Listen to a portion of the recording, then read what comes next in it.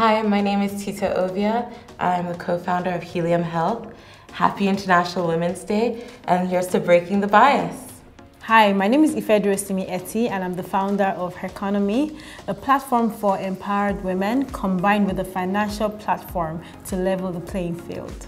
Hello, my name is Tallulah Doherty Adetona, and I am the host of Smartpreneur, which is a TV show that highlights, millennials and Gen Zs who are doing amazing things in the entrepreneurship space. So the bias that definitely upsets me the most about women is that women don't need money. I don't know where this rumor came from. Maybe it's from the ideologies that, women aren't supposed to support themselves and they're supposed to be taken care of by a man and things like that. But somehow this is now translated to everyday life. So if a woman is negotiating for a higher fee, or she's in a business place and trying to be able to get the fee she deserves for a good or a service that she's offering, it then becomes an issue of what are you using the money for as a woman? So definitely this rumor, this bias, we need to do away with it. Women need money. So some of the biases, I won't just say one because there are different things that actually irritate me. So some of the biases I think that women face, number one is that, especially in Africa, they believe that women, their place is in the kitchen. Why would anybody think that a woman's place is in the kitchen? For me personally, I feel like, cooking and all of that is a chore like other chores. Like, washing the plates, is another chore. Laying the bed is another chore.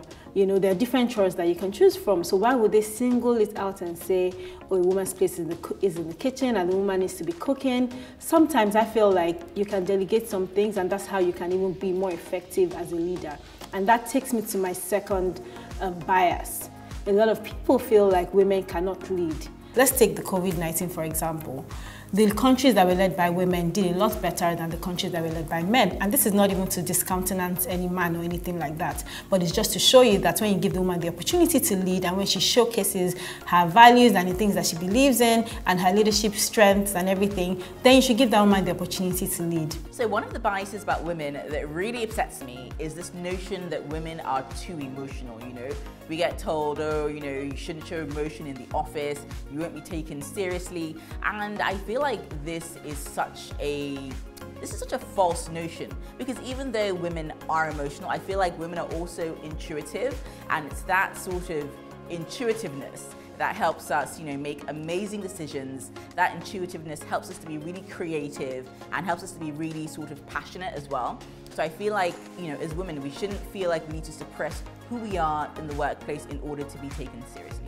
So while working in growth in Helium Health, and of course ensuring that our goods and services can, get sold to our different clients, I am relentless when it comes to negotiating and ensuring that I am able to get the fees that we deserve for, the service that we're offering as a company, and, don't let little side comments that, you don't need the money, you're a woman, things like that get under my skin.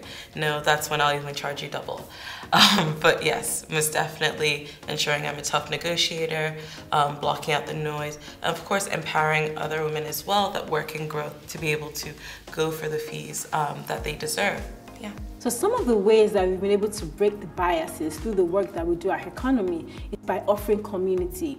For example, in a community, when you see woman A doing something, it's easy for you to say, okay, if woman A could do it, I can do it too. But also leveraging peer-to-peer mentorship. You don't have to always look up to see, a mentor. You can look down, you can look side, you can, look up as well. So we're giving that avenue where people are free enough to ask, their peer or anybody who they feel, has something that they need, and they can easily walk up to them and say that, okay, I'm a part of the economic community, I'm struggling with this thing, can you help me out? Can you show me the way? Can you point me this direction? Can you introduce me to this person that can help me, solve whatever problem I'm working on? So I think community is super important in what we're doing.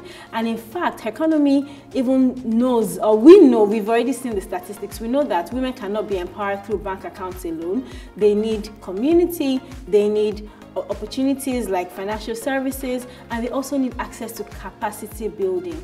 A lot of women take the back seat, especially women that maybe now have kids. They just slow down with their careers or their businesses and all of that. But even though that is the path that you want to take, you can build your capacity while you take time out to maybe help out your children, or maybe get your children to a particular age before you get back into the hustle and bustle of life. So we're giving that avenue where women can learn new skills, they can develop themselves. We partner with so many organizations that bring on experts to come and teach our women on different things that can help them improve on themselves, on their businesses, or in their careers. So in terms of the work I do, I'm the host of a show called Smartpreneur, and we tend to spotlight a lot of Gen Z and millennial entrepreneurs, a lot of female entrepreneurs as well.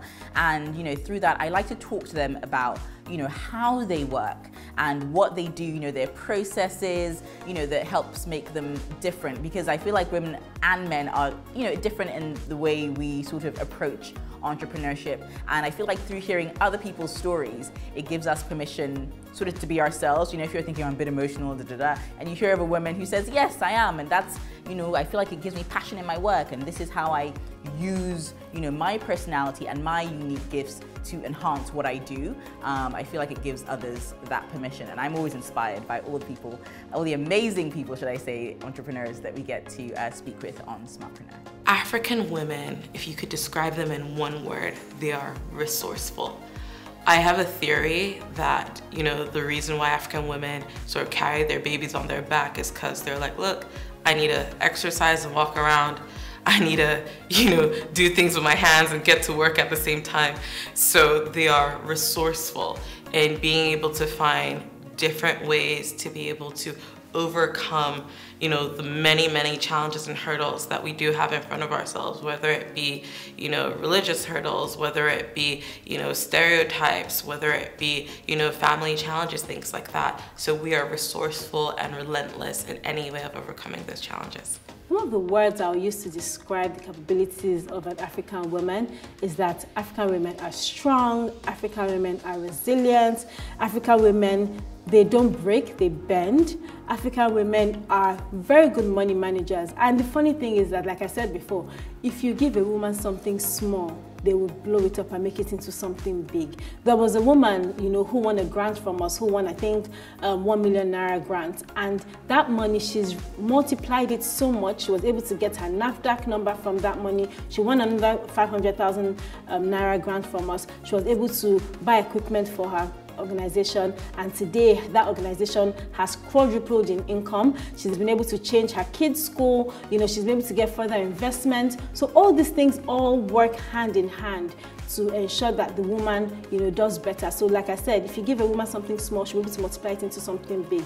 So the word I would use to describe the capabilities of the African women is resourceful. I feel like African women on the whole are so resourceful. We juggle so much, on the home front, on the work front, on the friendship front, being a wife, a mother, all of that. And what I love the most is that we do it so gracefully, so elegantly, and we always slay. African women always look absolutely beautiful doing what they do. So yes, resourceful. So it would be amazing if every day was International Women's Day. But I believe to really get there, it's sort of in two parts. I believe that first of all, we women need to be more confident and step into our own, lean in, and be able to harness the power that we do have, and of course, uplift one another. And I believe that, just generally for men as well, they need to be able to, relax. Not every time that, women are defending themselves, that they're being aggressive or anything like that. I think that they just need to be able to actually accept, different personality types and not sort of hang on to this stereotype of, what a woman is supposed to be like, or how is a woman supposed to act, or, oh, my mother acted in this way, so, that is my idea of women. No, what does that even mean in the first place? We are all individuals, we are all special, we all have different personalities, so we need to do away with that stereotype and that bias of this is how women should be. we will get to a place where every day is International Women's Day, when the world can actually recognize that we need to showcase the work that women do. That's the way we'll get. Once we're showcasing the work that women do, today we're showcasing this woman, tomorrow we're showcasing that woman. Before you know it, everybody will be like, okay, women are actually doing great work. Let's not limit it to International Women's Month. Let's make it a daily thing. Okay, if we see a woman, and it doesn't have to be, or recognize them in a big way, encourage the next woman beside you. You know, whether you're a man or a woman, if a woman needs help, okay, show her the way. You know, this thing is not easy, and we are all in this, you know, ecosystem together. This is both men and women. We need each other to thrive, right? And, you know, we can continue to help each other, leverage each other's, you know, strengths, and just try to do better. I think once we can get to that point where we're helping each other, I think every day will be a day that women will be celebrated, and I think that's the whole essence of International Women's Month. So in my opinion, we can get to a place where every day is International Women's Day by just encouraging, supporting and uplifting each other. I feel like words are so important. And in my own everyday life, I try to lend encouragement, you know, to all the women around me, because I know that I've really been supported in my journey, you know, as a broadcaster, as an entrepreneur. People have, you know, spoken amazing words over me, life-generating words over me that have made me believe that I can, you know, hit my goals, hit my targets. And I feel like a lot of our achievements really start with the mind and with the mindset, you know. So if you think you can do it, you have everyone around you telling you, yeah, you can definitely do this, even if there is, you know, though there are one or two stumbling blocks, you can overcome them. You know, let's talk about it, let's brainstorm.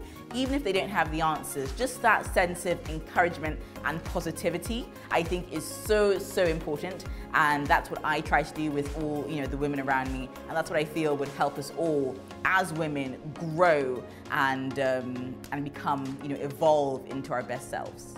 In my opinion, equal pay will definitely ensure that there is equality faster and sooner between men and women, because what that says is that you value women truly for the same work that a man is doing and the same efforts, and they're not seen as less than. So that in itself, in any organization, in any country, in any world, in any universe, will literally send a signal that yes, women are equal to men. In my opinion, what I think will bring more equality to women is if women can actually renew their mindsets, right? It's all about renewal of the mind. It's all about believing in yourself. It's all about building your own table, even if nobody else gives you that table. In my opinion, the one practice that I feel would bring equality between women and men sooner is the practice of advocating for each other. I think that's really, really huge, and I've experienced it myself. You know, I remember there was this one time I was working at a job, and one of my co-workers, his woman, was making more money than me, and she came over and she said, look at my paycheck. And I looked at it and I thought, what? You're getting paid XYZ amount more? And she was like, yeah, you should demand the exact same pay. You're amazing. We are doing the exact same job. You know, march into the boss's office and demand the same amount of money. And I did that. And to me, that was just so amazing and mind-blowing, because she didn't have to do that, but she was, you know, in her own way advocating for me. And I feel like if we all advocated for each other, you know, whether, you know, you're a man or a woman, that would definitely bring, you know, equality a lot quicker for women. Happy International Women's Day, everyone. It's so important as we continue as women to be able to break the bias, break boundaries, that we also remember to also uplift one another, hire more women in organizations, and actually just in general support your fellow women businesses and female businesses. Happy International Women's Day. My name is Durosinmi Etti. Happy International Women's Day. My message to you all today is for you to stay focused, do it afraid, and continue to break that bias. My name is Tallulah Doherty Adetona, and I want to wish every woman out there watching this a very happy International Women's Day. I want to say you're doing amazing. I'm proud of you, and I can't wait to see all the amazing things that you have in store.